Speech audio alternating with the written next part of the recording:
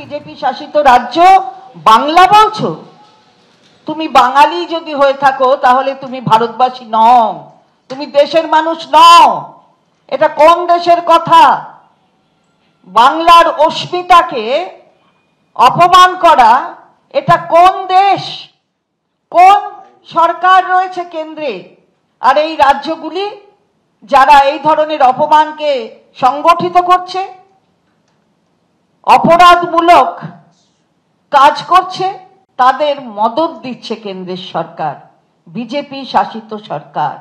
আমরা বলতে চাই যে এই ধরনের যে আতঙ্ক ছড়ানো হচ্ছে তার প্রতিবাদ কিন্তু তৃণমূল কংগ্রেস করছে এবং করবে।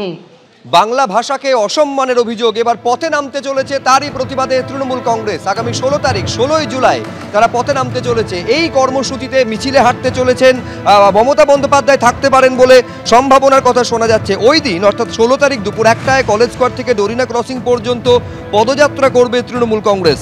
ওড়িশা সহ একাধিক রাজ্যে বাংলা ভাষায় কথা বললেই পুশব্যাক করা হচ্ছে, খেদিয়ে দেওয়া হচ্ছে, হেনস্থা করা হচ্ছে বলে অভিযোগ। আর তারই প্রতিবাদে 16ই জুলাই পথে নামতে চলেছে তৃণমূল।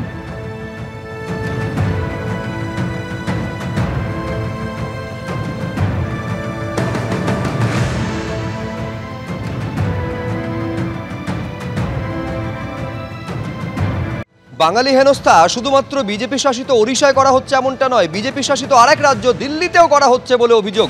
আর তারই প্রতিবাদে দিল্লির বসন্তকুঞ্জের জয় হিন্দ নগরী পরিদর্শন করলো তৃণমূল কংগ্রেসের প্রতিনিধি দল। এই প্রতিনিধি দলে সাংসদ সুখেন্দু শেখর রায়, সাগরিকা ঘোষ, সাকেত গোখলে ছিলেন। এই কলোনিতে জল এবং বিদ্যুতের লাইন কেটে দেওয়া হচ্ছে বলে অভিযোগ। বাঙালিদের পাশে থাকার বার্তা তৃণমূল কংগ্রেসের প্রতিনিধি দলের। বিজেপি শাসিত একাধিক রাজ্যে বাঙালিদের হেনস্থা করা হচ্ছে এই অভিযোগে সরব হয়েছে তৃণমূল।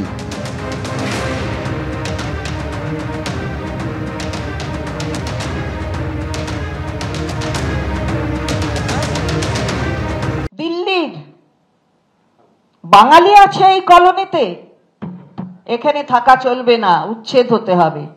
কেটে দাও লাইন, ইলেকট্রিকের লাইন, কেটে দাও জলের লাইন।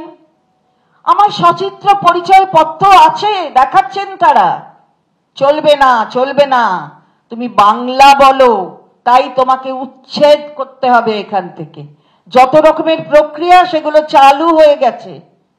এটা বুঝি রাজধানীর কাজ? এই ভারতবর্ষের রাজধানী, সেই রাজধানীতে এই কাজ হচ্ছে। আমরা তীব্র ধিক্কার জানাই।